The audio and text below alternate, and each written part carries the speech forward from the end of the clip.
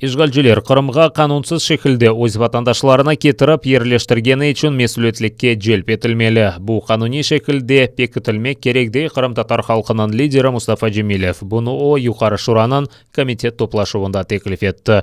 Украина сыңырыны канунсыз кечип, Кырымда ерлешкенлер месулиеттикке желп этилмели дей Мустафа Жемилев. Унун сөздерине көрө, Русия Кырымны запт эткен күнүндөн бери канунсыз колонизация саясетini кечире, тамыр халк векиллерини итеп чыгара. Кырым татар халкынын лидери кайда эткенине көрө, бөлек канунсыз ерлешкенлеринин сайысы 500 миллионну тешкил этти. Про це йдеться і в щорічних доповідях Генерального секретаря ООН Антоніо Гутерреша. О витісненні жителів окупованих територій, заселення окупантами цих територій своїми громадянами, це, як відомо, відповідно до Женевської конвенції 1949 року, належить до розряду військових злочинів. Америка президенти Джо Байден истихбараттан Русиянын душман аракетлери акында эсабат беклей. Биас сарайынын яңы сайыбыны Кремль АБДде кечирилген сайлауларга карышканы, химияви силах кулланганы ve Афганистанда Америка аскерлери өлдүрүүнү алакасы ула билгени миракландыра. Байден өзек силасы экселтилмеси үчүн Америка ve Русия арасында имзаланган аңлашма да 5 жылга девам эттерилежегини умут эти. Байдендин мемориятында кайда эткенлерине көрө, бу Русия ile имзаланган ve çalışkan yekeni anlaşmadır. Amerika hakimiyeti Москваны месулиеттикке желп этмек үчүн ершеге азыр. Хоча ми працюємо з Росією над просуванням інтересів США, ми також працюємо, щоб змусити Росію відповісти за її нерозумні й ворожі дії. І з тією метою президент також доручає розвідувальному співтовариству дати повну оцінку кібербезпеки російського втручання у вибори, використання неохімічної зброї тощо. Бүгін ilk Sema yüzü qaramанлары Сергей Нигаян, Михаил Жизневский ve Юрий Вербицкий өлдіруінің 7-ci yıllығы. 2014 senesi yanvarынан 22-sinde tan atqana vaqt silahlı Berkut xadimleri ateş açıp ucumga keçti. Хрещатик ve Грушевского sokaqlarını narazılıq göstergenlerden temizleyecek oldular.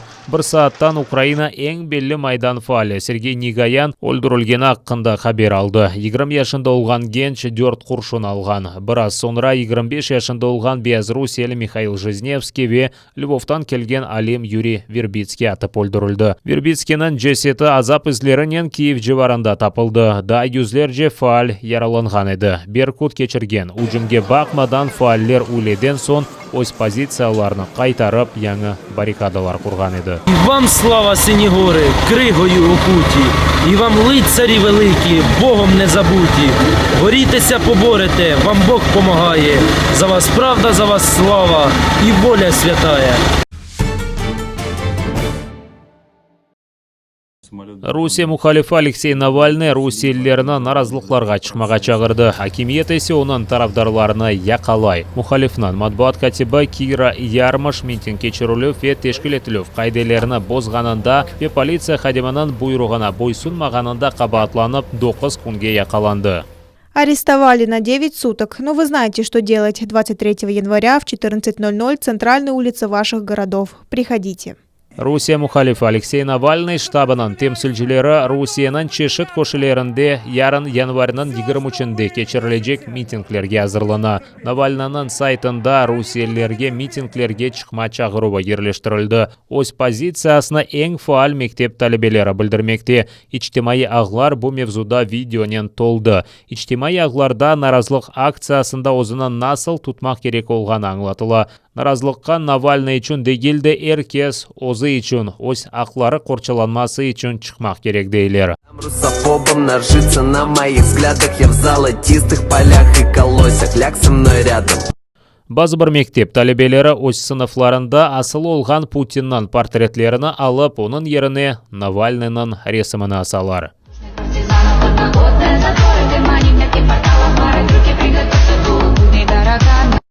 Роскомнадзор ичтимai ağlarını çağına yetmegenler kanunsuz aksiyalarda iştirak etme çağıruvlarını tarqatqanında qabatlap cezalamağa istey. Bu sırada TikTok, ВКонтакте, Facebook, Twitter, Instagram, YouTube тек одноклассники жазаланмайжақ. Қырымда есе ишгалжилер фааллерге канунсыз митинг ве акцияларда иштирак этмемеге тенбиелевлер тарқата. Қырымнан ишгалжилер акимиятынан тасел назирлігі есе ожаларыны талебелерінен профилактика субет кечірмеге чағыра. Ана бабаларға есе канунсыз митингте иштирак üçün жаза олғанны хатырлаталар. Шевкет Аматулаев, Урияне Сейтумерова, Заман, АТР.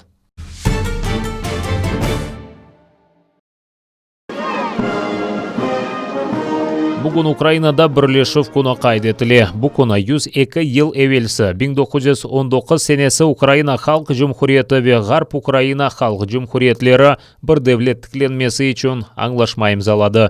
Президент Владимир Зеленский өз видео мұражатында Қырым ве Донбассынан қысма Украинадан қопарып алынғанını қайдетті. Келешекте украиналылар еңіп яңа бірлешіп аңлашмасынан тесесшісі олажағы ұмытыны сеслендірді. Президенттің Қырымдаки дайми темсілжісі Антон Кареневич ишғал етілген Қырым ве Донбассынан қысмында Украин бірдемлігі сақланмасы пек мұйым олғанını қайдетті.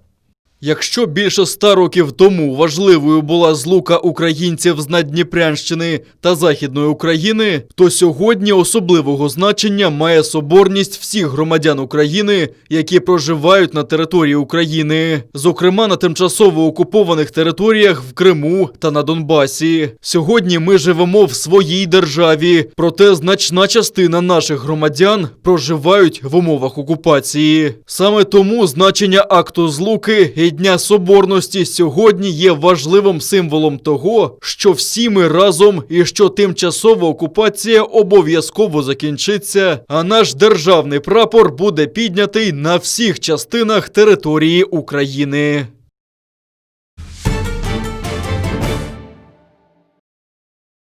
Америка Бірлешкен Девлетлерінің елшілігі Украинаның бірлешіп күні, Русияның Украина халқыра танылған топрақ бүтінлігіні шу сырада Қырым ве Донбасснен бері-берлікте урмет етмеге чағырды. Бұны Украинадаки Америка миссиясының ел башчысы муавина вазифесіне идаетіжі Джозеф Пеннингтон өз видео мұражатында сеслендірді. Дипломат Украина ве украинлерінің сербес ве демократик мемлекет құрылмасында япқан интылуларыны қайдетіп Америка Украинанен бір олажағыны білдірді. Ми приєднуємось до народу України, закликаючи Росію поважати суверенітет та територіальну цілісність України в межах її міжнародно визнаних кордонів, включно з Кримом та Донбасом та територіальними водами. Ми з вами, народи України, у День Соборності України і щодня.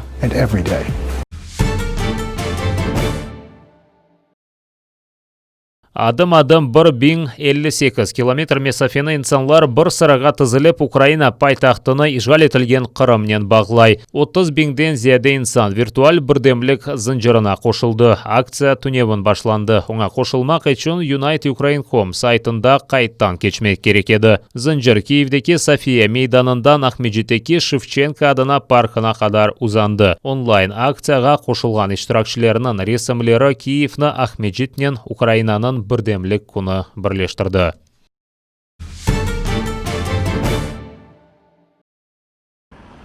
Кечкен күндеваманда Украинада 5348 коронавирус хастасы белгіленді. 14239 кіші түзелген. 163 кіші хасталық ағырлашмасы нәтижесінде вефат еткен. Яңа хасталынғанларының ең чоқ сайысы Днепропетровск, Львов, Запорожье, Киев вилаятлері ве Киев шерінде қайдетілді. Сағлық назир Максим Степановның сөздеріне көре, январьнан 8-ден 24-не қадар Украина бойынша кірсетілген серт карантин сағлық назирлігінің COVID-19 хасталығынен күреш стратегиясынан бір қысмыдыр. Оның эффективлігі аққында вақыт кечкенінен қимет кесмек мүмкін деді.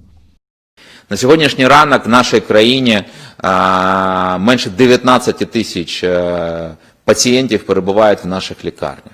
Там 18 896 хворих знаходиться в наших лікарнях або з підтвердженим діагнозом, або з підозрою на COVID-19. Якщо ми порівняємо з цими цифрами на початок грудня, то це було близько 29 тисяч. Тобто це прямий доказ того, що вся наша стратегія, вона впливає на ситуацію, і ситуація ця покращується.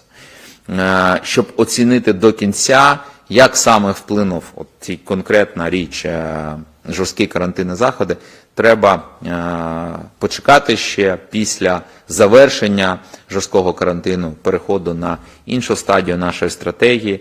Ишгал алтында улган Кырымда 331 яңа COVID-19 хастасы кайд етілді. 14 кіші хасталық ағырлашмасы нәтижесінде вефат еткен. Ишгалшілерінің ресми статистикасына көре пандемия башлағанынан берлі Кырымда коронавирус хасталығына ұғыраған инсанларының сайысы 39 ярым бинге қадар еткен. 1036 кіші хасталықтан вефат еткен.